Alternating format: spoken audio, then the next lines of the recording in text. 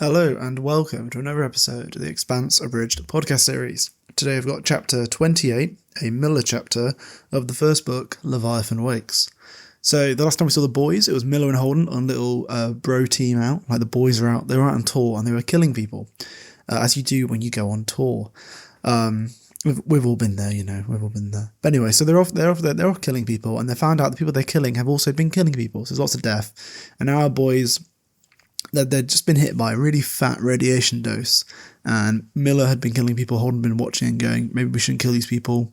And they're like, fuck it, we gotta go find the rest of the boys and get to our crib, get to our ship and get the medication.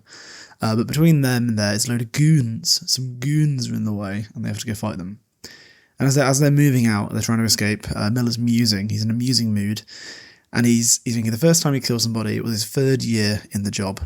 He'd been 22, just married, talking about having kids, and the call had been from an illegal restaurant at almost the centre of the asteroid, so Ceres. There was barely any gravity. His inner ear had been so confused, didn't really know where he was, because there's no balance, there's very little gravity, so you're kind of floating about. The gravity was only a suggestion. And it happened fast. The guy had come out of his hole, so his apartment, with a gun in one hand and dragging a woman by the hair in the other, and Miller just shot him. This is all through the training. The instructors had said that you couldn't know what you'd do until the moment came. Killing another human being was hard. Some people couldn't. But Miller had done it. And he'd been for the counselling afterwards. He'd cried, he'd suffered PTSD, the nightmares and stuff. But he had the important thing was he knew the answer to the question, yes. If he needed to, he could take a life. But it wasn't until now, walking through the corridors of Eros, that he'd taken joy in it. Even taking down the poor bastard in that first firefight had felt like the sad necessity of work. Pleasure in killing hadn't come until after Julie, and it wasn't really pleasure as much as a brief cessation of pain. So our boy Miller, he's sad. He's a sad little boy, but he gets better when he kills people. For the Warhammer nerds out there, it's like the butcher's nails. Pain all the time, and only freedom from the pain when killing people. And they're kind of moving through, and Holden's walking a lot quicker, which is the athleticism of someone who's lived in a wide variety of gravities, compared to, say, Miller, who's always lived in really low G. So Miller would obviously die if he went to a high G planet.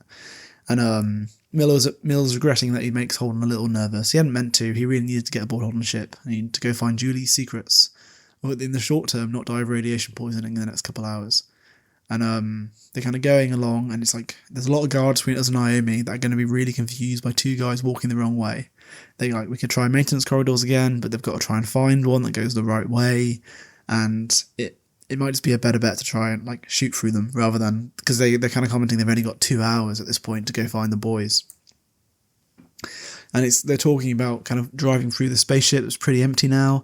They know the radiation's sent at the moment, and the wide passages built to accommodate the ancient construction equipment that had carved Eros into a human habitation. So they're walking through these really great kind of chasms, almost like caves, and it's all empty, and the alarm had stopped, so the absence now seemed ominous. And as they're going through, Miller realises, it is Miller chapter, yeah. As they realised it was taking too long, and worse than that, they weren't speaking to each other, and they were walking more slowly than normal. It wasn't up to the threshold of consciousness, but Miller knew that both of their bodies were starting to feel the radiation damage. It wasn't going to get better. As they're walking through there, slowly dying and everything getting scary, two blokes arrive and go, "What the fuck are you doing?" Literally.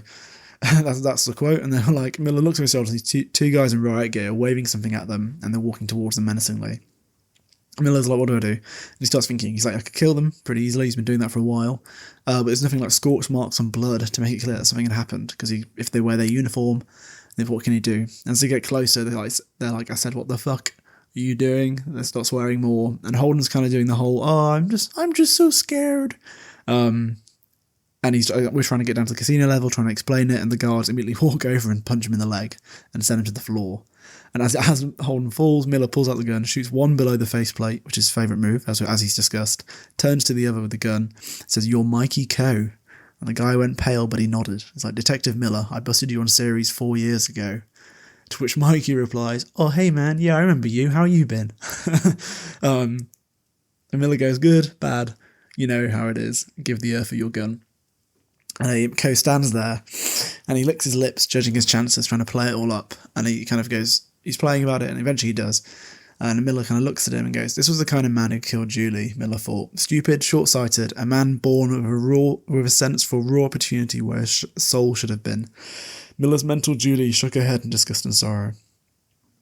Miller's like, "What's the deal here, Mikey?" And he's like, "What do you mean, playing stupid?"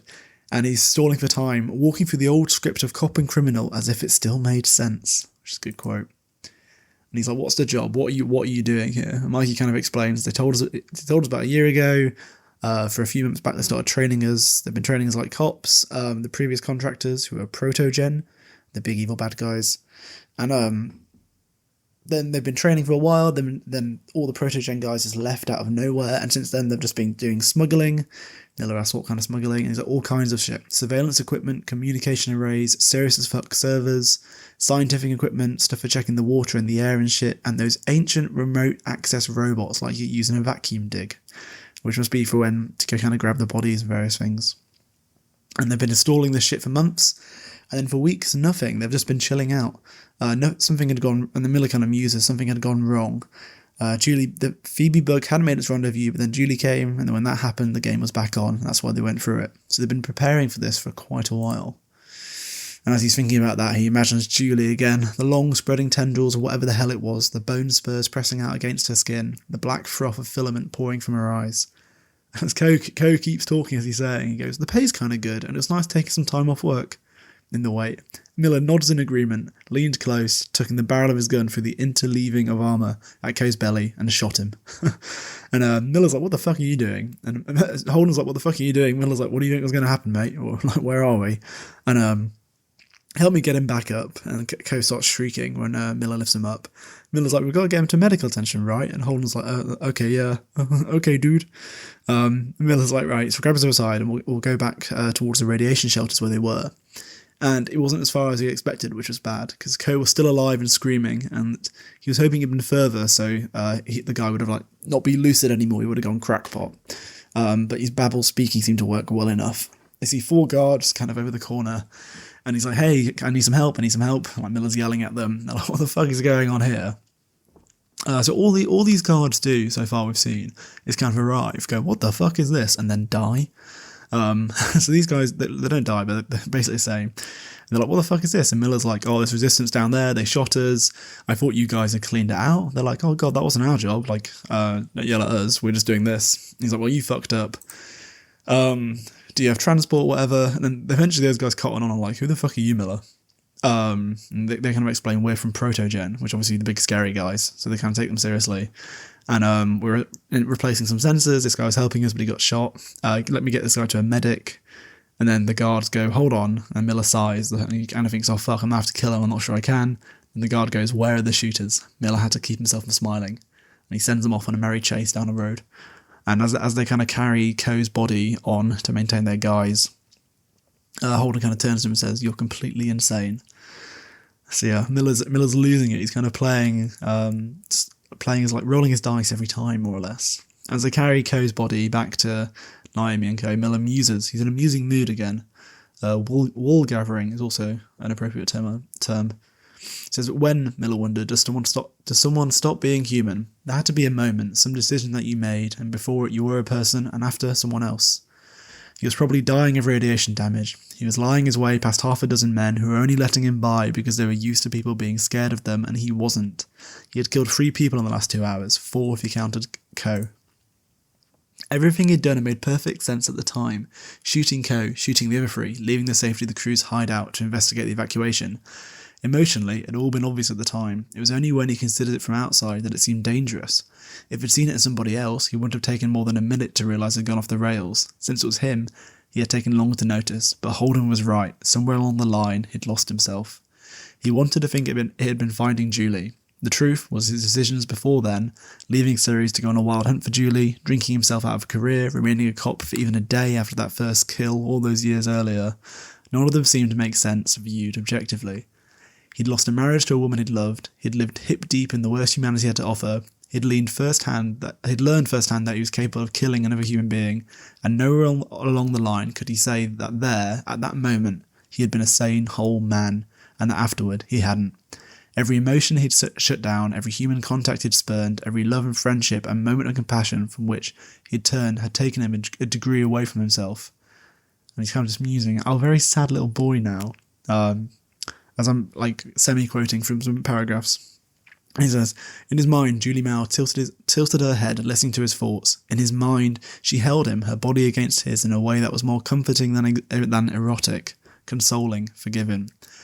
This was why he had searched for her. Julie had become the part of him that was capable of human feeling. There was no reason to think his imagined Julie had anything in common with the real woman. Meeting her would have been a disappointment for both of them." And as that kind of finishes musing, and he's kind of believes he has to find Julie, sort himself out, how he's gone mental, he kind of says to himself, so they arrive at the shelter, and they'd made it, they're back at the hideout. Miller's arm had fallen asleep, he shook it, but the tingling didn't go away. A wave of vertigo and nausea passed through him, symptoms, he thought. And they're 5 minutes past their deadline, so they're supposed to be 2 hours, so 2 hours, 5 minutes. And Holden's like, it's fine. This is the door opening. The space beyond, where Naomi and Alex and Amos had been, was empty. "Fuck me," said Holden. Oh, good chapter that. Good. I like the Miller's prose. It's always good seeing him kind of lose himself, and that discussion of how long he's kind of been going crazy for is really good stuff. And it's fun seeing how he's like, I don't know, I like the discussion where everything at the time had made sense, and you look at it objectively and you're like, what the fuck is my boy doing? So yeah, very good chapter, very good stuff. And I hope you enjoyed it as much as I did, but more importantly than that, I hope you have a lovely week.